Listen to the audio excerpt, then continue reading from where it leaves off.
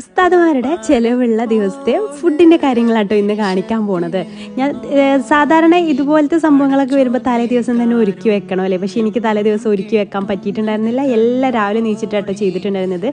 മോളാണെങ്കിൽ, ചെറിയ മോളാണെന്നുണ്ടെങ്കിൽ കറക്റ്റ് ഞാൻ എണീറ്റ ടൈമിൽ തന്നെ അവൾ എണീറ്റു. ആകെപ്പാടൊരു ജഗപ്പുകയായിരുന്നു കേട്ടോ. ബ്രേക്ക്ഫാസ്റ്റിൻ്റെ സമയത്ത് പത്തിരി ഉണ്ടാക്കി, പാലപ്പം ഉണ്ടാക്കി, പിന്നെ ചിക്കൻ ഫ്രൈയും ചിക്കൻ കുറുമയാട്ടോ രാവിലേക്കത്തെ ഫുഡ് ഉണ്ടാക്കിയിട്ടുണ്ടായിരുന്നത്.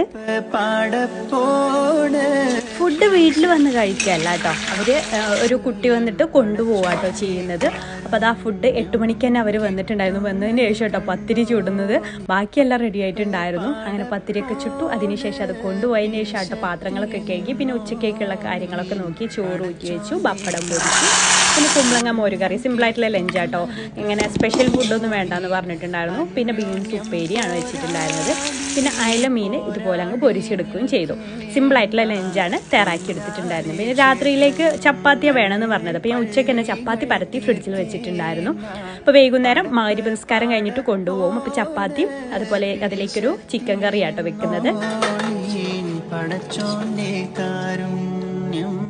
ഞങ്ങളിവിടെ വർഷത്തിൽ ഒരു തവണയൊക്കെ വരുന്ന ഉസ്താദുമാരുടെ ചിലവിൻ്റെ ഒരു ദിവസമായിട്ട് കാണിക്കുന്നത്.